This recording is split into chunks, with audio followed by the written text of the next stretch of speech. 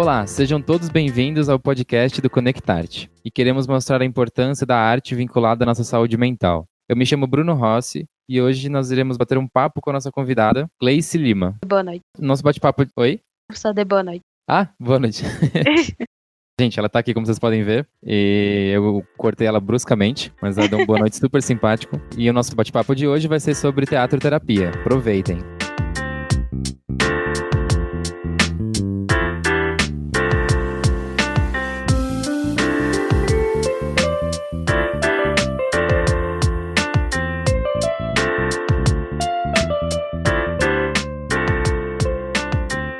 Bom, primeiramente eu queria agradecer a sua presença, seu tempo, por ter disponibilizado esse tempo e compartilhar esse conhecimento com a gente. E eu queria que você falasse um pouquinho de você e da Companhia Monstros. Olá, primeiramente queria agradecer ao convite.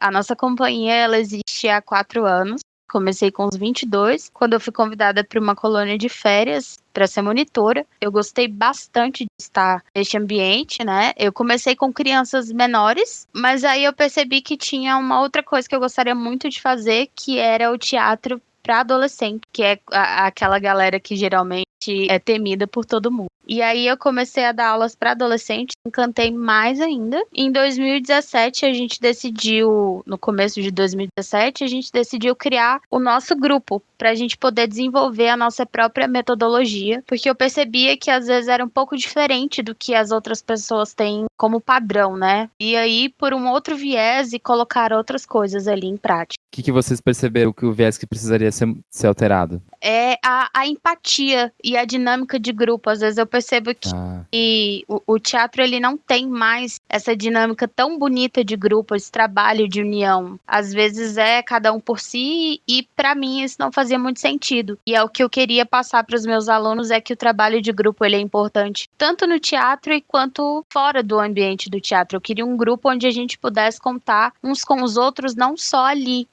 no palco. Que a gente criasse um vínculo e uma união a mais, além do que o que as pessoas esperam. E aí vocês começaram com esse trabalho de teatro-terapia através desse projeto? Isso. Em 2017 também, eu nunca taxei a entrada de ninguém, né? Uhum. Mas eu também não colocava essa inclusão. Só que aí eu recebi um aluno com autismo. Ele foi para fazer uma aula experimental e super funcionou desde o primeiro dia. E aí eu percebi o quanto era importante a gente abrir as portas mais ainda, né? Especificar para as pessoas que o teatro ele tá ali, está aberto e funciona. Não é uma coisa difícil, basta você querer e você se adaptar àquilo ali. E aí a gente começou com a teatro-terapia. E você acredita que quais sejam os benefícios científicos para essas pessoas que participam do projeto? Acho que o carro-chefe seria a endorfina. Ah, sim. Dentro do teatro, quando você sai desse ambiente, ter que ser o que você é na vida real, isso já é divertido, isso já é bacana. Então você faz com gosto e ali com todos os exercícios que a gente faz, tanto os de dicção, tanto os de consciência corporal, isso auxilia bastante pra gente poder liberar endorfina, poder liberar outros neurotransmissores que ajudem, né? Nesse lance da gente se sentir mais autoconfiante, da gente ter uma consciência corporal, é o que auxilia muito para que as pessoas saiam dali bem. E esses exercícios, eles podem ajudar quando a pessoa tem medo de falar ou agir em público. Como é que funciona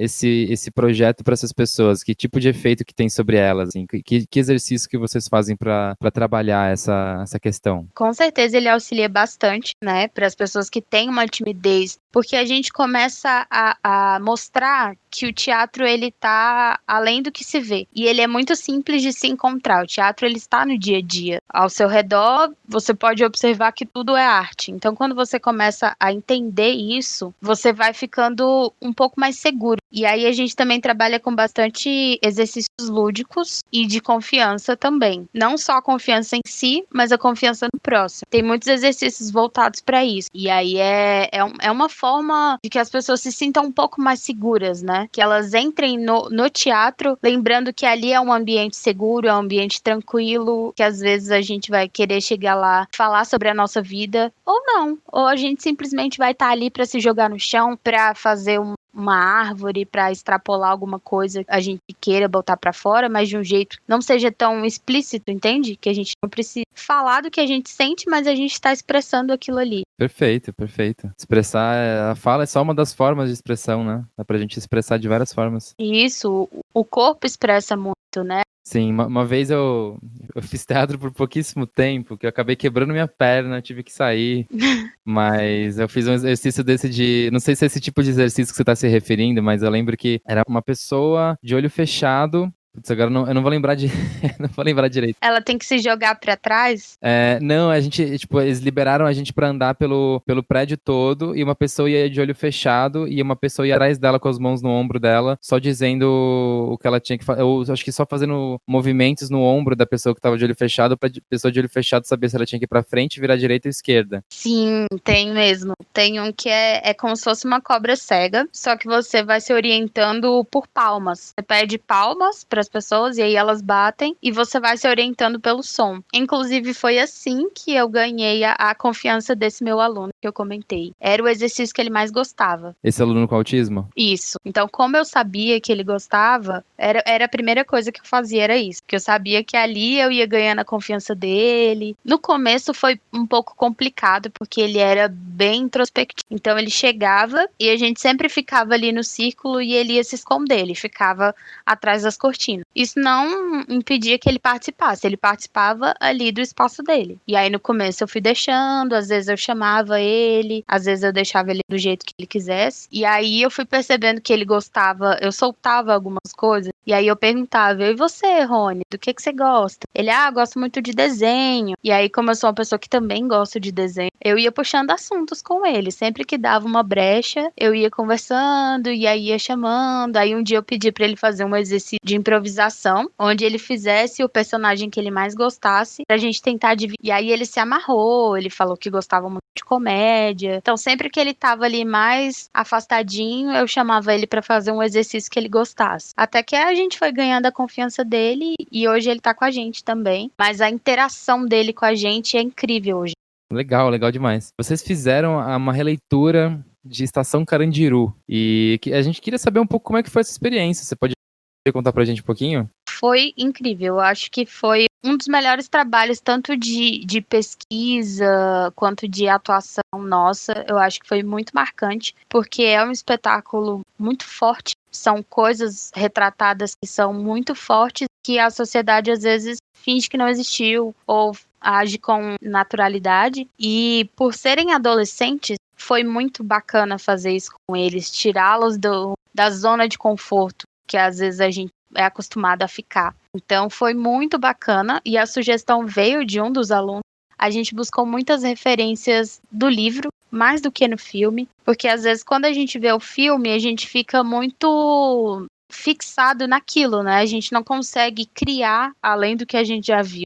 Então eu pedi para que eles lessem o livro primeiro e a gente buscasse as referências do livro. E aí eu fiz a adaptação baseada em 2 livros, que é esse do Drauzio Varela e um outro livro que é psicografado, que eu achei bacana o viés, que era como se fosse um detento. Não sabia que tinha isso. Tem. Foi por ele que a gente começou, que eu achei muito interessante também. Mas é outra história. É a história de um detento de lá. Ele conta a vida dele até o dia do massacre. E aí é bacana. Inclusive, ele é como se fosse. É psicografado, né? E aí ele narra todos aqueles horrores que a gente já conhece, mas de uma forma diferente do que é retratado pelo Drauzio e pelo filme. Nossa, demais, demais. É bem bacana. Como você acredita que isso afetou as pessoas que estão envolvidas no projeto? Em das mais diversas formas possíveis. A gente recebeu muitas críticas positivas e também negativas. E pro grupo foi interessante, porque às vezes a gente é muito acostumado a ouvir e aceitar muito do que dizem, e não de ir lá pesquisar, entender. E quando eles se colocaram no papel de detento, eles tiveram que procurar uma forma de se aproximar com aquilo. E isso é uma realidade muito diferente. Então, para eles foi muito bacana. E o primeiro elenco, ele tinha muitas meninas no elenco. E as meninas tiveram que fazer papéis masculinos. Então, para elas foi uma loucura. Era algo que elas nunca tinham feito. E que fizeram muito bem, inclusive. Foi quase um exercício de empatia para todo mundo, assim, né? Tanto pra gente quanto pro público. Uhum. Foi muito de empatia, de entender o próximo. Legal. Bom, assim, fora essa história, né, que deve ter sido muito marcante, tem alguma outra história muito marcante nessa trajetória dos monstros?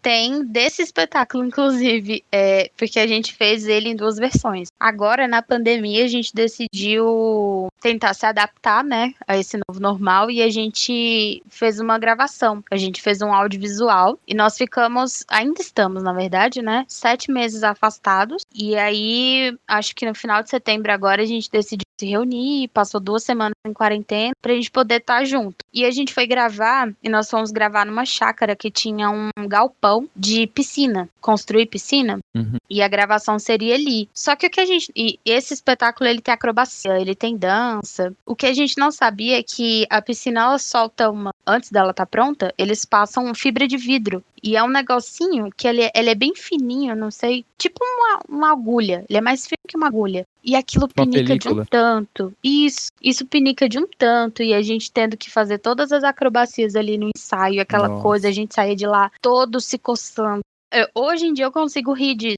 No dia a gente ficou muito estressado e muito bravo. E da diferença também que tem pra gente não ter o público. Era algo que a gente nunca tinha feito, que era apresentar pro nada, digamos. Isso é muito complicado. Foi o nosso primeiro contato com o audiovisual. Eu acho que quem trabalha com televisão diria a mesma coisa de quem trabalha com teatro, porque são coisas muito diferentes, né? E tem um E amigo meu que é produtor, ele fez um clipe esses tempos com uma galera de teatro, e uma coisa que ele percebeu foi que os atores, atrizes, sempre faziam a cena de forma diferente, né? Enquanto que os atores que estão acostumados com televisão fazem sempre igualzinho o roteiro, porque às vezes precisa de um take de um ângulo, depois de um take de outro ângulo, e os atores de teatro estão acostumados a improvisar, então não precisa sair exatamente igual se for fazer a mesma cena, né? Não sei se foi uma das diferenças que ele sentiu, né? Engraçado você falar isso também agora. Nossa, com a gente também. Inclusive, eu participo com eles nesse espetáculo, né? E aí a minha cena, ela é uma cena bem dramática. Eu faço a mãe de um dos detentos. E aí, no teatro, era o auge da minha. Eu tinha que entrar ali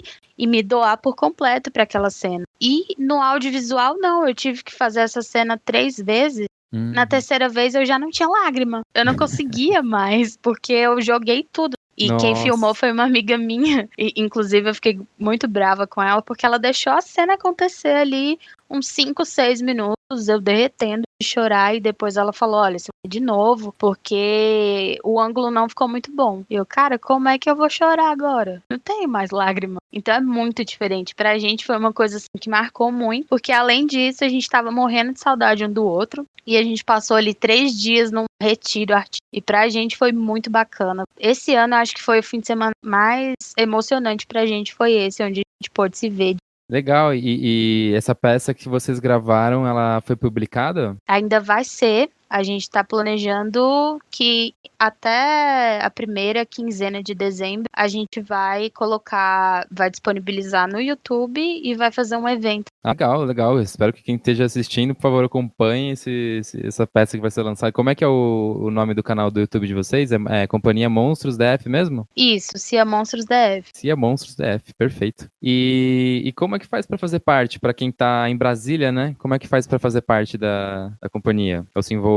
A gente fica a nossa sede é no Teatro dos Bancários, na Asa Sul, e também tem o nosso Instagram, né, que também é @monstrosdf, e é só a galera mandar mensagem pra gente, combinar uma aula experimental e ir lá participar. Perfeito, gente, eu recomendo muito, porque aqui em gente, quem tá em Brasília, tá escutando isso, vão, porque assim, eu tô em São Paulo, foi muito difícil a gente achar pessoas que fazem teatroterapia, então você está em Brasília e você tá interessado em teatroterapia, você é privilegiado sim, aproveita e vai se envolver com monstros, com Companhia Monstros Isso, DF, por tá bom? favor. Por favor. Bom, e tem mais alguma coisa importante que eu deixei de perguntar, que você gostaria de colocar? Não, creio que não. Queria fazer um apelo para que as pessoas valorizem. A gente precisa muito de vocês. E a teatroterapia, inclusive, é muito importante para a gente que a gente tenha público, que a gente seja valorizado, para que as pessoas que estão ali nesse processo de melhoria, que elas também sintam isso, essa valorização. Às vezes os artistas são desmerecidos e para a gente é importante. O artista não é nada sem o público. Então, valorize. Gente, é o último podcast, eles encerraram com uma frase bonita, agora você acabou de encerrar com uma frase bonita, o artista não é nada sem o público, então então tá demais.